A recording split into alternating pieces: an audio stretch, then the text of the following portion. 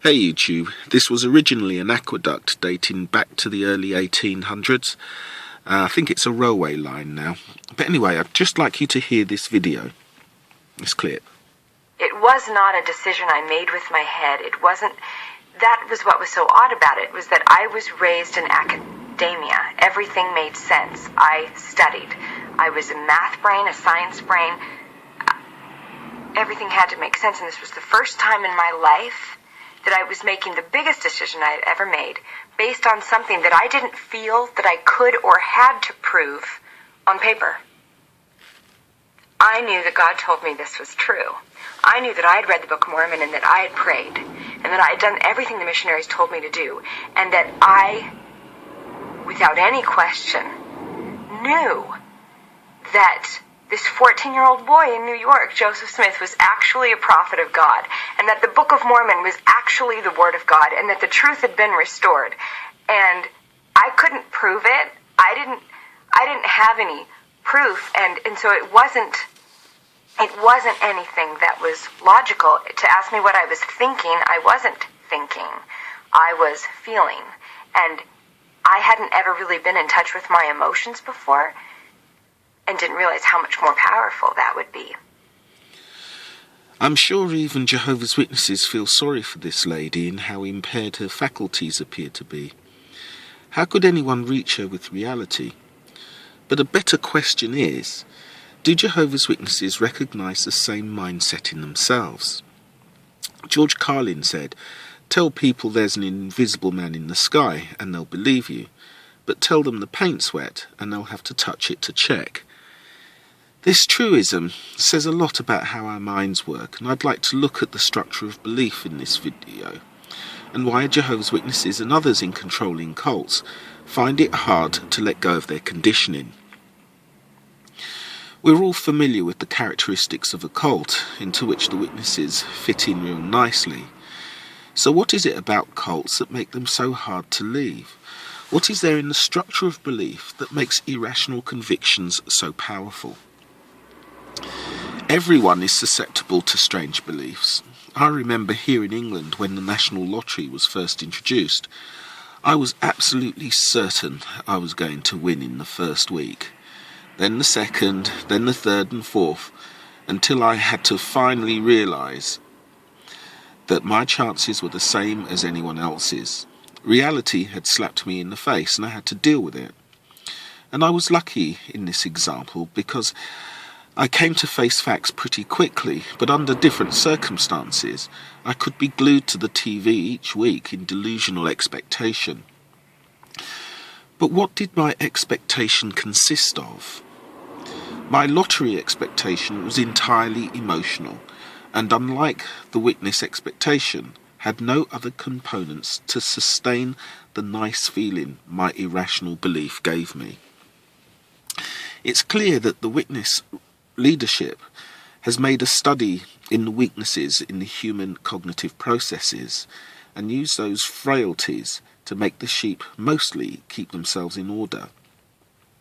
Like my old delusion, the witnesses offer a feel-good emotional payoff, but the organisation work overtime to ensure members find it hard to reach the rational mind that abides in us all. And here follows a few of the techniques they use to keep reality at arm's length. Essentially, membership of this cult confers special, sacred, semi-secret, important knowledge that makes its members feel special, wanted, loved, and superior, even if no other aspect of their life makes them feel that wonderful. That lovely feeling is further enhanced by offering the member a fake family or community feel with authoritative fatherly elders, where everyone is working towards the same outcome. Everyone telling everyone that they're going to win the lottery next week or the week after that, and doing it with a conditional sense of community. The cult offers its members a simple meaning to life that is very familiar to those of us living in a nominally Christian society, but with a little twist. They reinforce the twist with the use of omens and the logical fallacy of confirmation bias, and I'll illustrate that. If there's an earthquake, the cult leaders tell the members that it confirms their leadership somehow. The quake becomes an omen of future promises, and the members are happy not to research and discover the fact that the incidences of earthquakes hasn't changed at all, and that the largest quakes happened hundreds of years ago, before our favourite scam even started.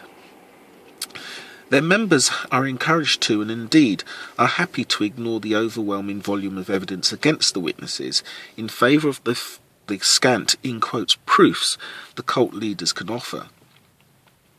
The leaders then invoke the principle of reciprocation.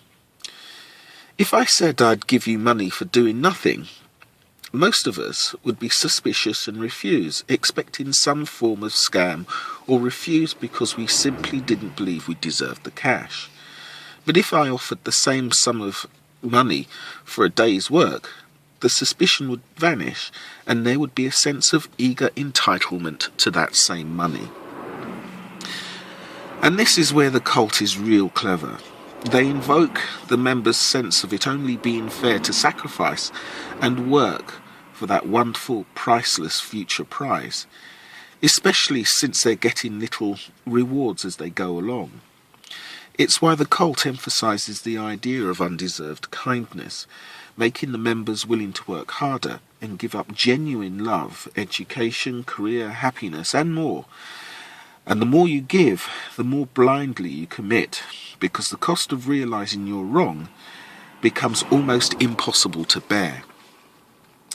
The cult also depends on the members' desire to avoid the pain of knowing we are wrong. People love being right, especially if we've sacrificed and laboured for that rightness. Being right becomes the prize to Jehovah's Witnesses, and not necessarily the actual truth. This is why active witnesses will ignore facts, demonise those trying to help them, and do their best to live in the cult echo chamber, rejecting the real world. The cult then proceeds to inoculate its members from reality by controlling the environment to maximise guilt and fear just for thinking, and turning mindless obedience into a virtue. So when a member feels doubts, there is this interwoven network of huge incentives to put doubt aside, and a similar network of punishments, including losing family. But there's only one reason to rationally examine this cult, and there's no warm, fuzzy emotional payoff for it either. For most witnesses, truth is just a word. There's this old song that quite nicely sums up the committed Jehovah's Witness attitude to life. Tell me lies, tell me sweet little lies.